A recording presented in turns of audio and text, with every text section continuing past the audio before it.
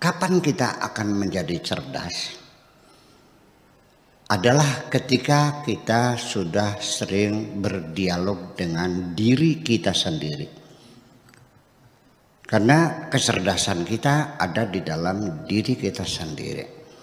Makanya dalam beberapa madrasah atau padepokan orang-orang sufi itu kan diajarin namanya berkholwat, beruzlah, atau dalam pewayangan bertapa, bersemedi.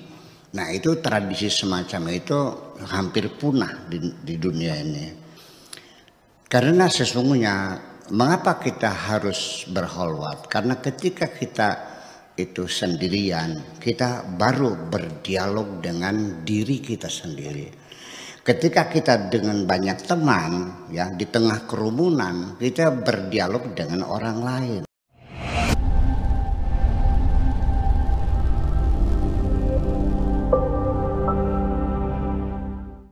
Jadi kesalahan awal adalah strategi pendidikan yang kita implementasikan baik di sekolah-sekolah formal maupun sekolah non formal. Yang dimaksudkan non formal adalah pendidikan rumah tangga dan pendidikan yang terjadi di masyarakat.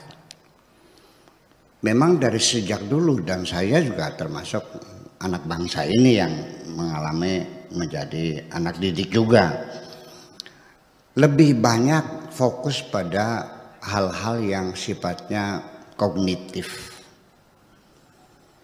tidak pernah menyentuh kepada psikomotorik, sehingga anak itu pandai menghitung, pandai menghafal, tetapi dalam kehidupan dia tidak bisa membedakan mana yang baik dan mana yang buruk, dan tidak punya kemampuan untuk memilih, tidak mampu mengetahui mana yang baik, mana yang buruk, dan juga tidak punya kemampuan untuk menentukan pilihannya mana yang baik. Karena nilai-nilai kognitif itulah yang masuk dalam pikiran kita. Kita didresur di sekolah itu untuk hafal, bukan untuk meningkatkan daya menalar. Ini teguran saya kepada teman-teman sesama guru kita semacam itu. Di dalam kelas juga guru tidak lebih sebagai orator dan siswa hanya diperkenankan sebagai pendengar. Tidak terjadi dialog.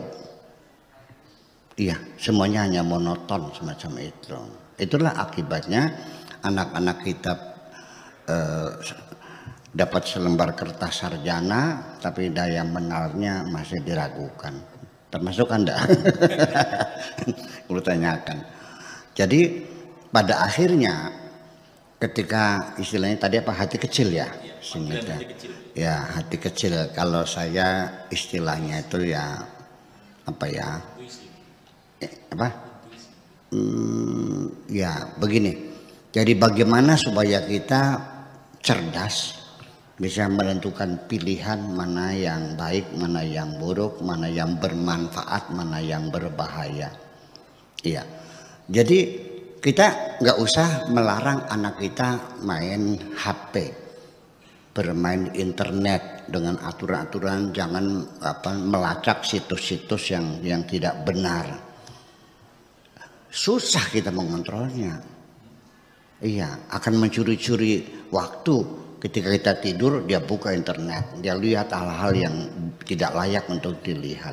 Semacam itu kan terjadi. Bagaimana kita menanamkan kepada anak-anak kita kemampuan daya menalar, dia sendiri yang menentukan mana yang bermanfaat untuk dirimu, mana yang berbahaya untuk dirimu. Itu kecerdasan semacam itu. Nanti kecerdasan juga ada intelligent question, ada emotional question, ada spiritual question. Nah, spiritual question ini kan S3 kan gitu. Kalau emotional question itu S2, kalau intellectual emotion itu adalah S1-nya. Jadi kalau orang sudah S3 ya sudah, kita nyaman, kita lepaskan aja, anak itu dia akan memilih sendiri. Nah, oleh karena itulah maka kapan kita akan menjadi cerdas? adalah ketika kita sudah sering berdialog dengan diri kita sendiri. Karena kecerdasan kita ada di dalam diri kita sendiri. Makanya dalam beberapa madrasah atau padepokan orang-orang sufi itu kan diajarin namanya berkholwat, beruzlah, atau dalam pewayangan bertapa, bersemedi. Nah itu tradisi semacam itu hampir punah di dunia ini. Karena sesungguhnya mengapa kita harus berkholwat? Karena ketika kita itu sendirian, kita baru berdialog dengan diri kita sendiri. Ketika kita dengan banyak teman, ya di tengah kerumunan, kita berdialog dengan orang lain. Nah, dialog yang dibangun dengan orang lain dapat dipastikan tidak ada kejujuran. Ya, yang ada adalah pembelaan, advokasi terhadap diri kita sendiri yang ingin memaksakan pembenaran-pembenaran. Kapan kita jujur? Ketika kita sendirian. Kata Tuhan, apabila engkau berdialog dengan dirimu sendiri, maka sesungguhnya engkau berdialog dengan aku. Ya, karena itu. Kemudian apakah itu hati kecil dan sebagainya? Cuman saya ada dua lembaga dalam diri kita. Lembaga konsultan kita itu dua. Ada hati dan ada akal.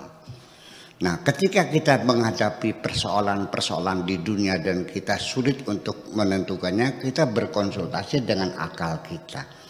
Nah, ketika akal yang kita tanyakan sebagai konsultan, ketahuilah bahwa akal kita hanya memberikan advokasi pembenaran-pembenaran.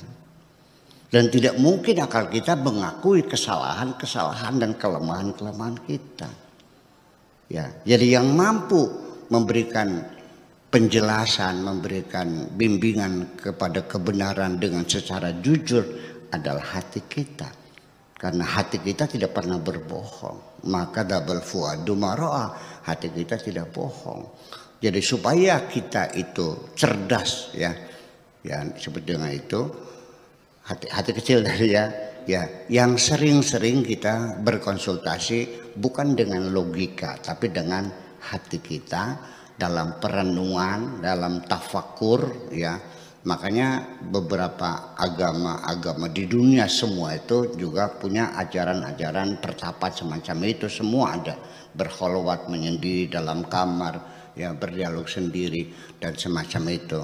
Sebab nanti pada akhirnya suatu ketika bukan hanya apa yang kita tanyakan mana yang baik, kadang-kadang di luar pertanyaan kita itu juga dengan kejernihan hati kita mendapatkan intuisi yang luar biasa.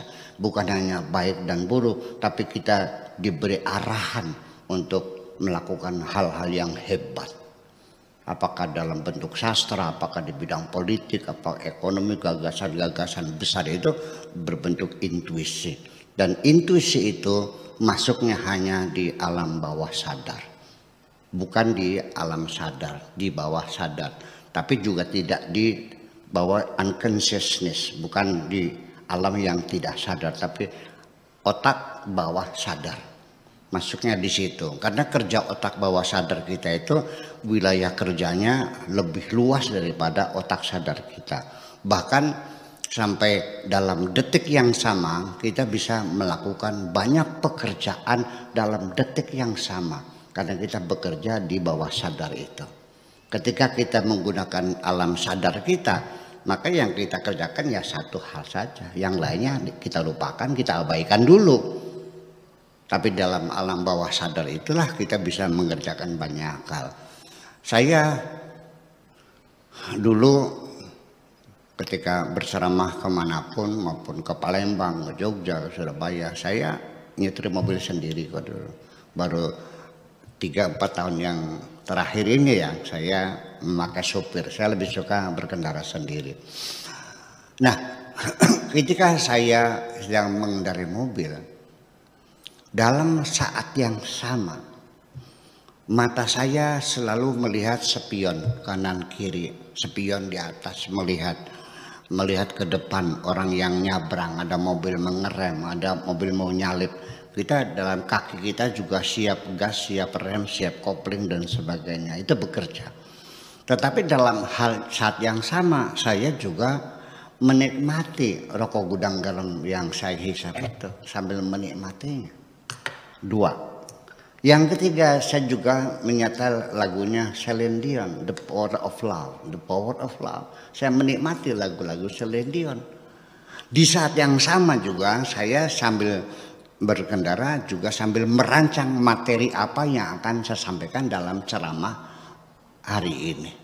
Bayangkan itu bisa, itu karena ada di bawah sadar itu. Jadi saya kira untuk supaya kita banyak cerdas, yang meningkatkan kecerdasan kita dari intelligent question kepada emotional question, akhirnya kepada spiritual question, yaitu yang seringlah kita berdialog dengan diri kita sendiri. Karena kita berdialog dengan diri sendiri, di situ saya menjamin ada kejujuran. Terima kasih.